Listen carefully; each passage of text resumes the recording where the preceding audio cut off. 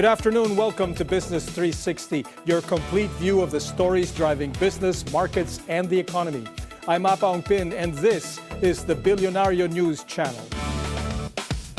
Today on Business 360, we dig deeper into Pax Silica and the first AI-native industrial hub planned in the Philippines. The president and CEO of the Basis and Conversion Development Authority joins us live.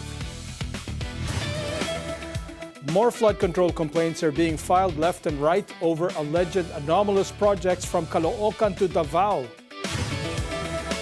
Despite pushback, the Securities and Exchange Commission officially imposes term limits on broker directors at the Philippine Stock Exchange. And in politics, the Philippine National Police says Senator Dela Rosa is still in the country.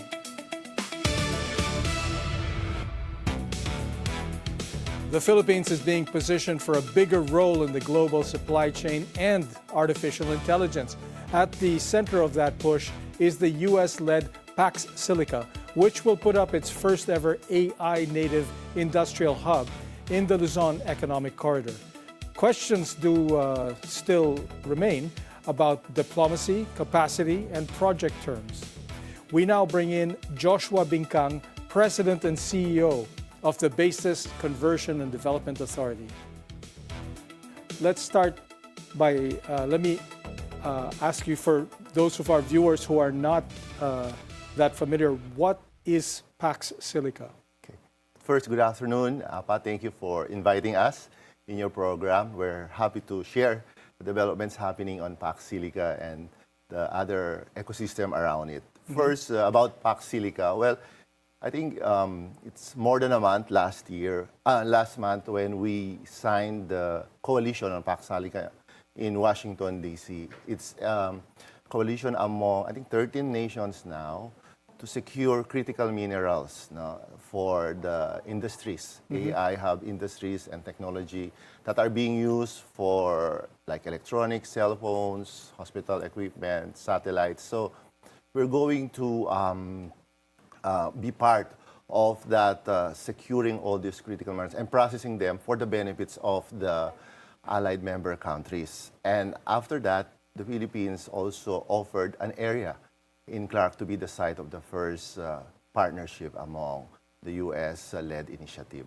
It's interesting because the coalition brings together in alliance several shall we say, tech giants who would otherwise be rivals, right? Yes. Who are competing against each other. So the Microsofts and Amazons and IBMs of this world. Yes.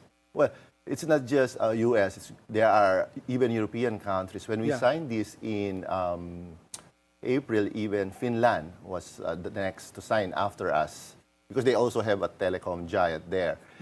Japan, Korea are there. So we really need to make sure that there's security in utilizing all these minerals where the Philippines is rich in terms of this kind of resources. Yeah, so the project's described as the first AI native industrial hub. What does that mean in practical terms?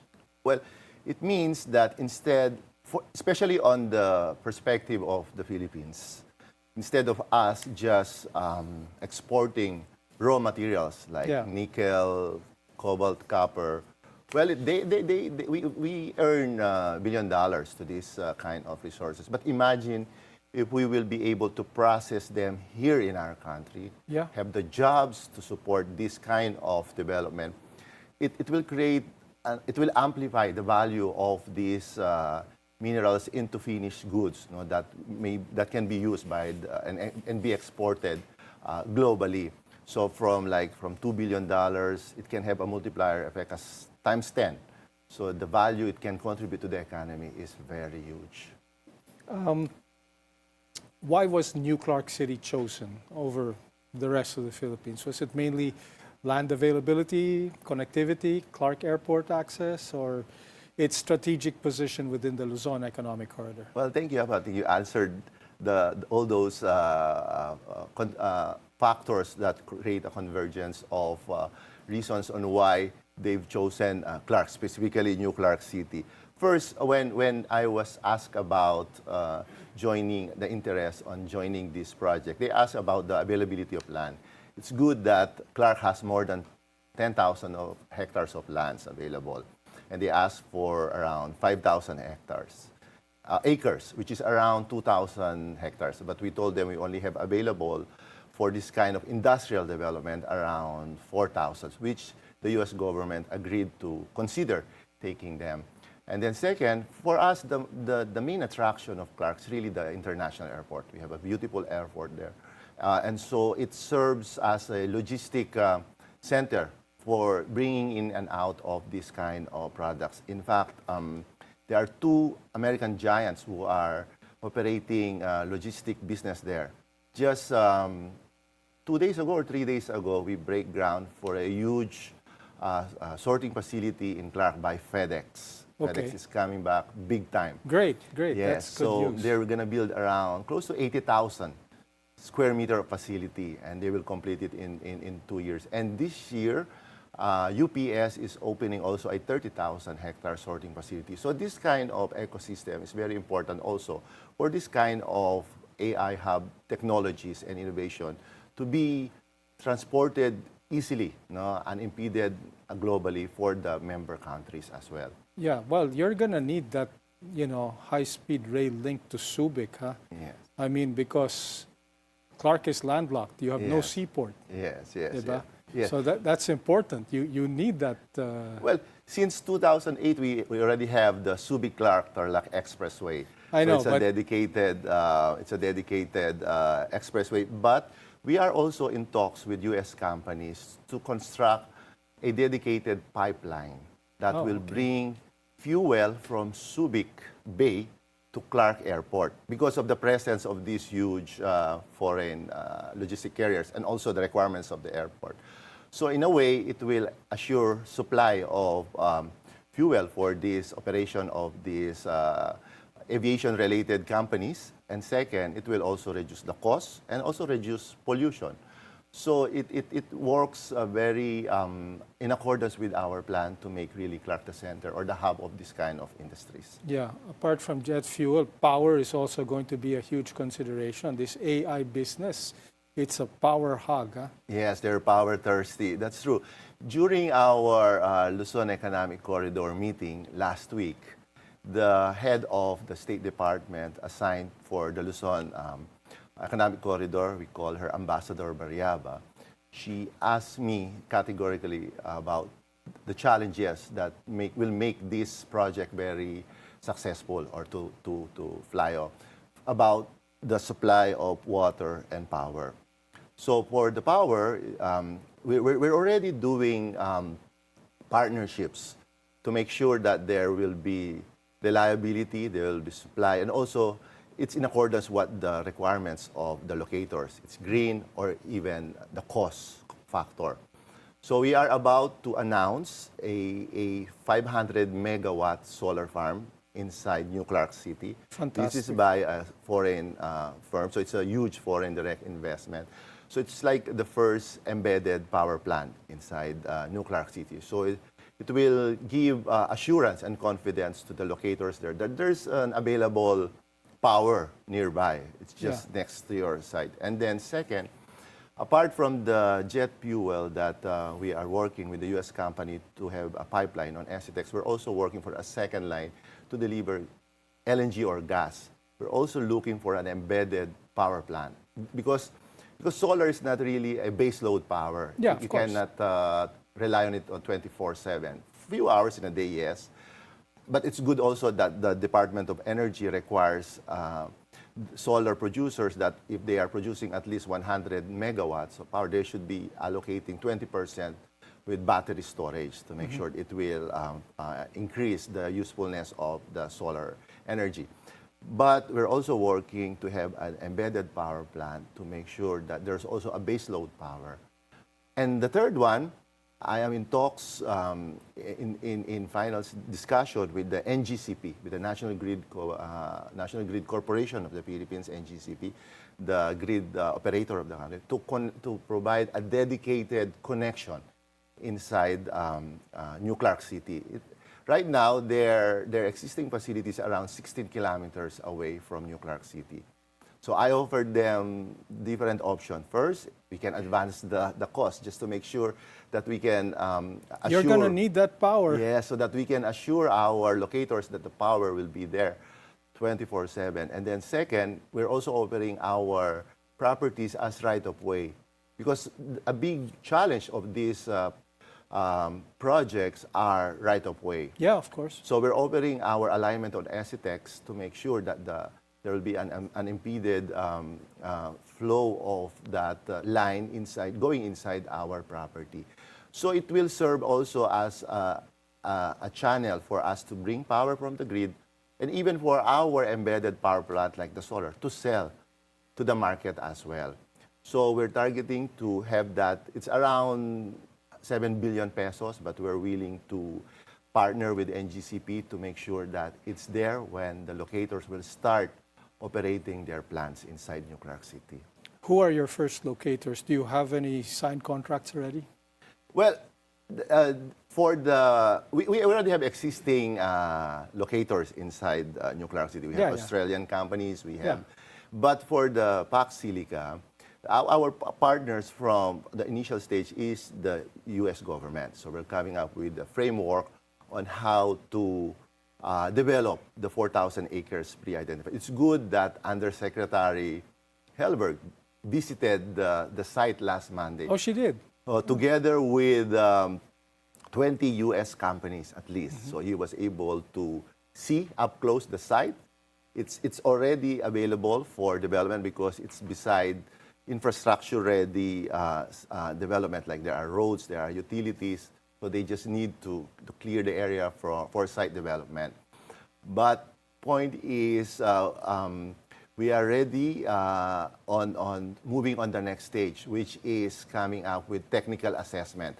By next month, sir, they will be bringing their technical teams, their engineering personnel to do site assessment, to test the soil, the water, the terrain, so that they can already come up with a concept plan, and also to do phasing and timeline scoping as well.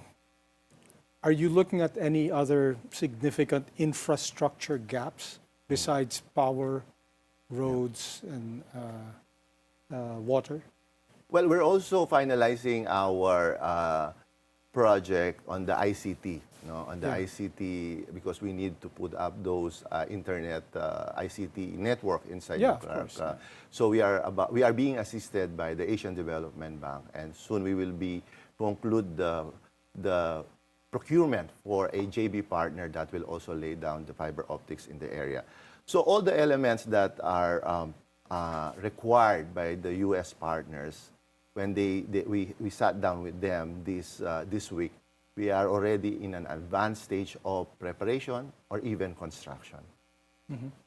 Let's talk about the commercial terms for a bit. The BCDA proposal refers to a rent-free 2-year period over around the 4,000 acres as an in-kind contribution from the Philippines. How was the value of that contribution computed? Well, it normally rent-free arrangement period, or we call it grace period, are normal in all our business contracts, because that's what we call the pre-development phasing.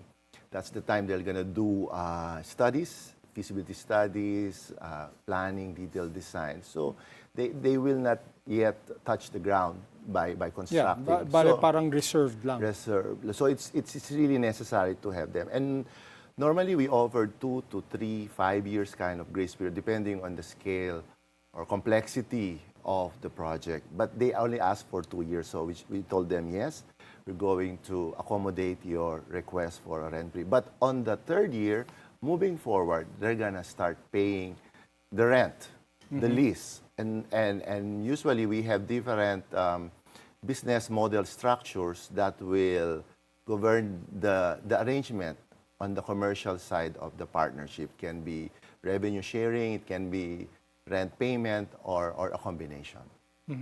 This is a deal that's sort of G to G, right? Yes. So Some people apparently have expressed concerns over whether the foreign personnel connected to the project would receive special treatment or protections. Yeah. Can you clarify what BCDA has ruled out, particularly on diplomatic immunity? Yeah. Well, this was properly clarified when Undersecretary Helberg went to see us last Monday.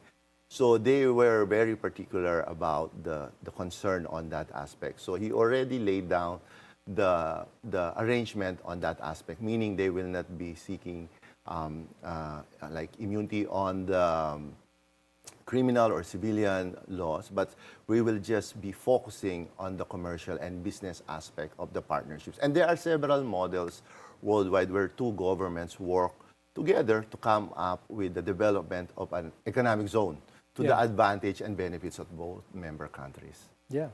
Well, will access to the hub, the AI hub, be limited to allied or trusted partner companies? Well, for now, of course, the focus, the priorities are these member countries because they've already did initial due diligence, and it's also a benefit for them because they will be assured of, it's called resiliency, they will be assured of the supply of these critical minerals for their own requirements in their domestic market. Yeah, well, I mean, the translation of that question is, are we going to let in the Chinese to be a part of this thing? Well, they can also offer separately their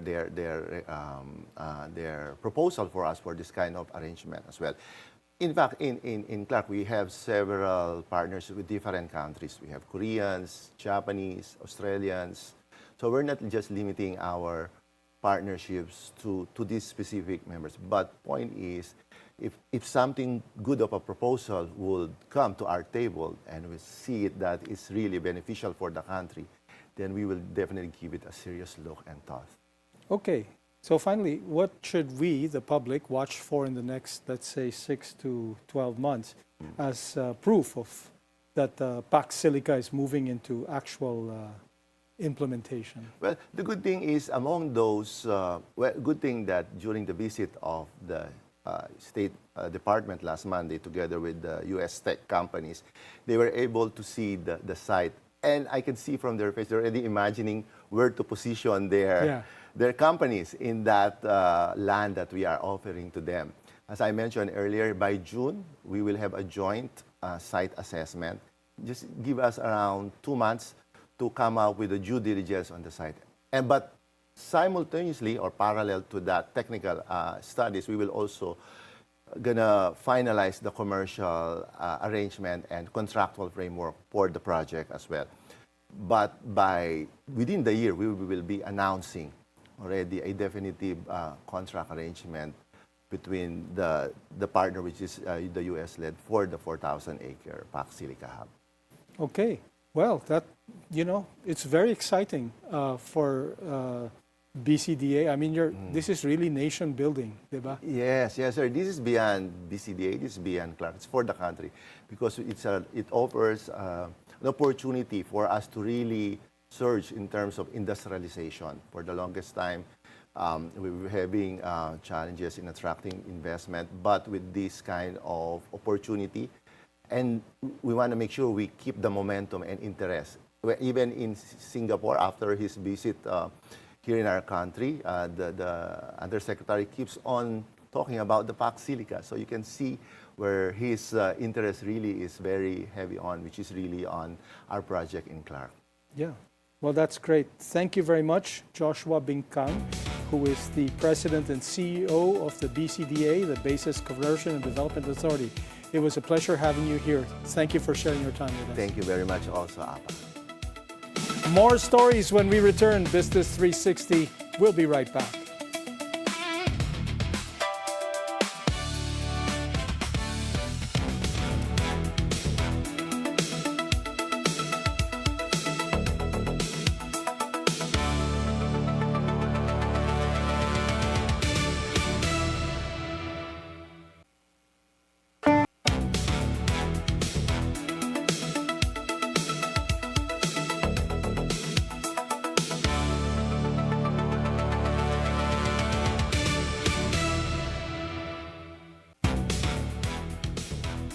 Welcome back to Business 360. I'm Apa Ongpin.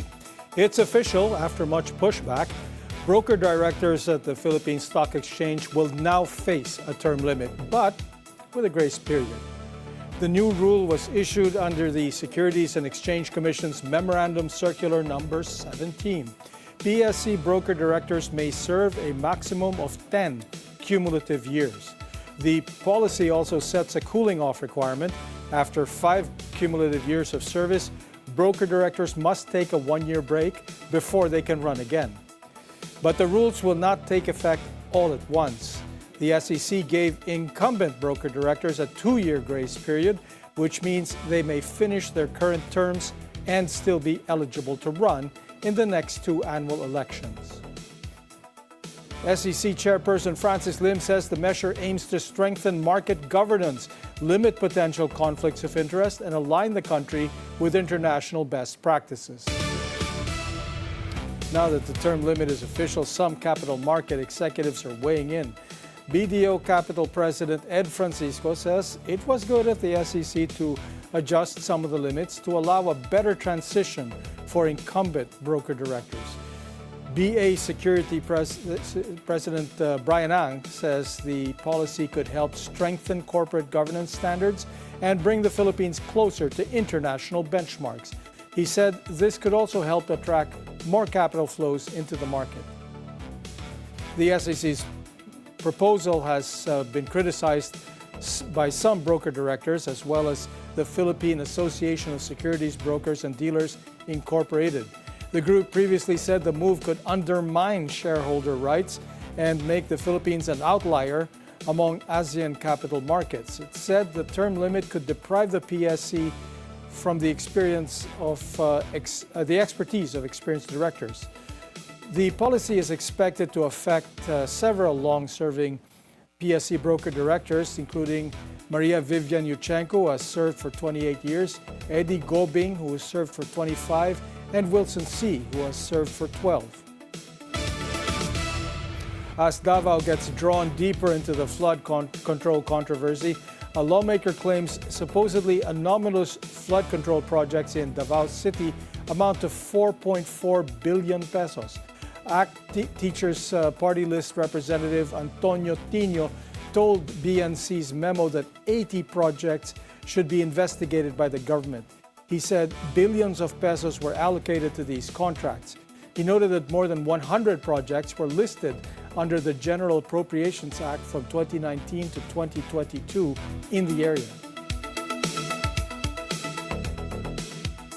Merong mga proyekto nag-overlap. So, ibig sabihin, may hiwalay na pondo para sa parehong section ng river along the same bank. So, questionable para sa atin. Bakit parang nag-double funding ka doon, di ba?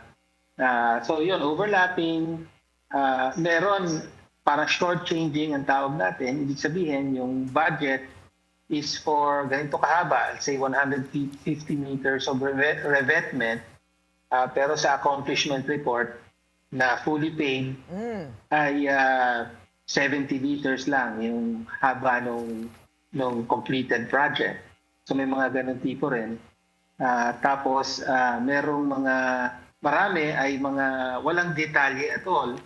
Hindi alam hindi specified from the General Appropriations Act to the contract itself kung gaano kahaba dapat yung proyekto. In Caloocan, the 79.2 million pesos worth of ghost flood control projects is supposedly just the tip of the iceberg. Former Caloocan City Ray Malonzo made that claim on memo. He previously filed graft malversation of public funds and falsification of documents against Caloocan City Representative Dina Sischo before the Ombudsman. Bilyong piso ang halaga nito. At hindi lang basta rin sa distrito ito ni Dina Sischo. Sa distrito ni Malapitan, distrito ni Mitz Kahayon dati, meron ding mga nakikita kaming anomalya.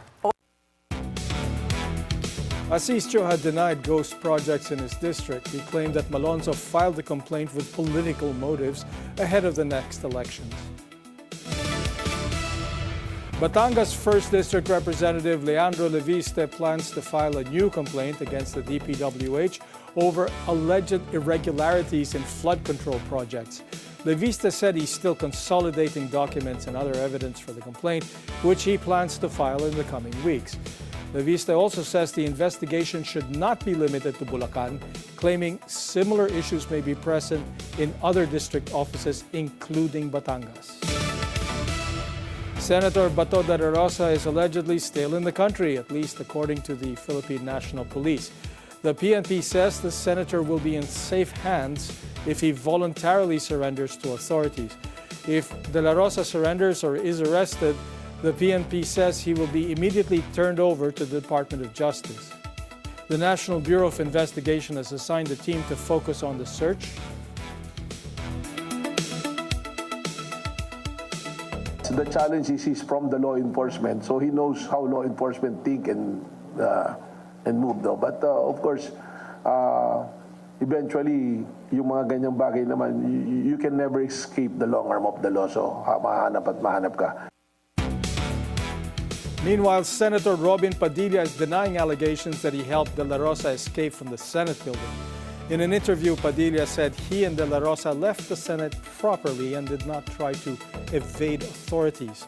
He said there were police officers, security personnel, and CCTV cameras inside and outside the Senate at the time.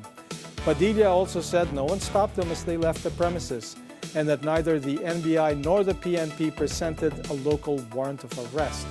Padilla also said no one stopped them as they left the premises, and that neither the NBI nor the PNP. Sorry, that was an error.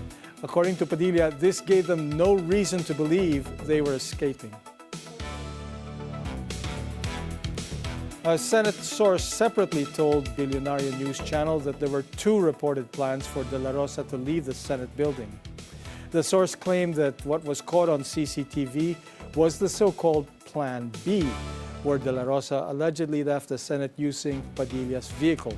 The source said the original plan was for Dela Rosa to exit through the passageway from the Senate to the GSIS building, but that plan allegedly did not push through after they failed to find a suitable decoy and after GSIS officials reportedly learned about the possible route.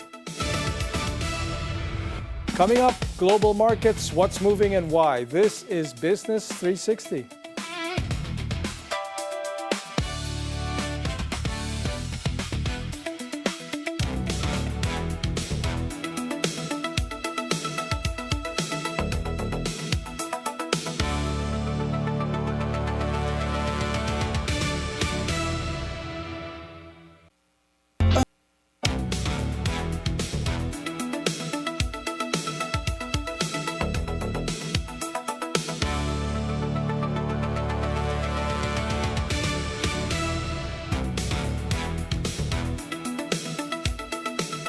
Welcome back to Business 360. I'm Apa Ongpin.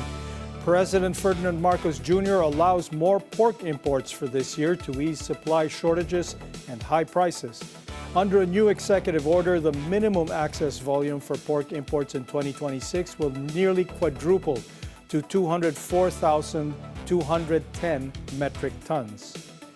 30,000 metric tons will go to meat processors, while 120,000 tons will be allocated to the Food Terminal Incorporated or the Kadiwa ng Pangulo program.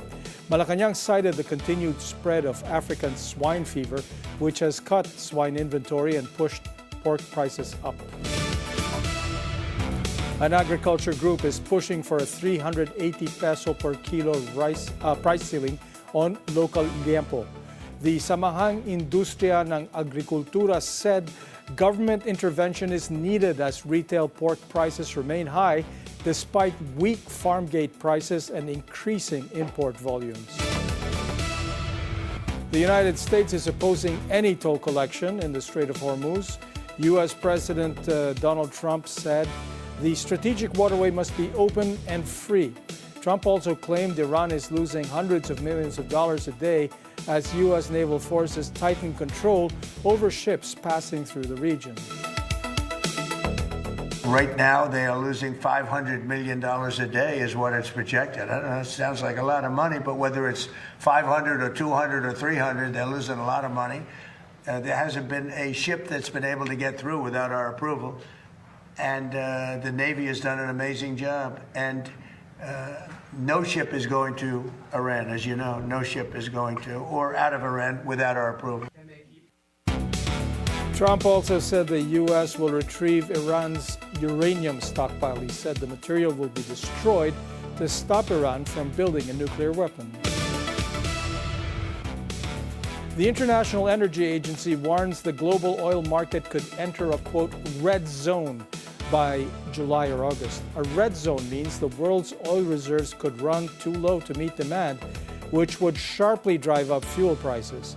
The agency said this is driven by peak summer fuel demand and shrinking global oil stocks. Wall Street edges higher after a volatile session. This follows reports that some of the officials see progress in U.S.-Iran peace talks, even as both sides remain at odds over the Iran uranium stockpile and control of the Strait of Hormuz. U.S. President Donald Trump will swear in Kevin Warsh as the new Federal Reserve Chairman today.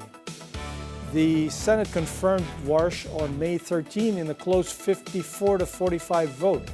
He replaces Jerome Powell, who will stay on as a Fed governor until 2028. Warsh will serve a 4-year term as chair. He is expected to push lower interest rates and a smaller Fed balance sheet despite ongoing inflation concerns. U.S. President Donald Trump has postponed his plan to sign an executive order on artificial intelligence. Trump said he did not agree with, quote, certain aspects of the policy. The order would have created a voluntary framework for AI developers to coordinate with the U.S. government before public release of covered models. I think it gets in the way of, we're leading China, we're leading everybody, and I don't want to do anything that's going to get in the way of that lead. We have a very substantial on AI. It's causing tremendous good, and it's also bringing in a lot of jobs, tremendous numbers of jobs. The state of Texas is suing Meta and WhatsApp over claims the companies misled users about message encryption.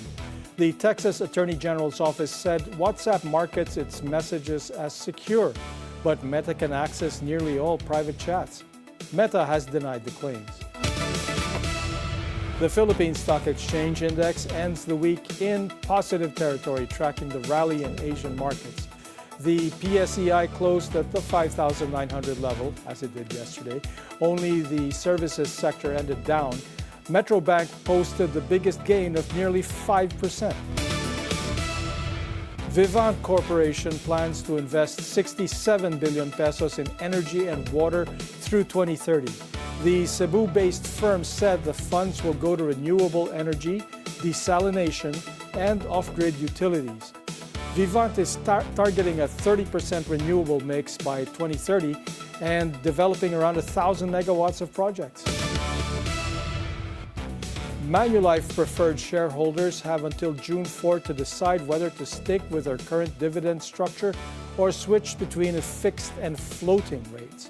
Manulife Financial Corporation has set the new dividend rates for its Series 3 and 4 preferred shares. Series 3 will pay a fixed rate of 4.64% a year for the next 5 years, starting June 20.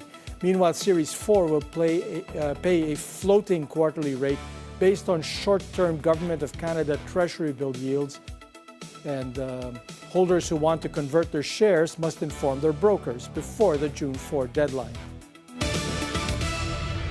More stories when we return. Business 360 will be right back.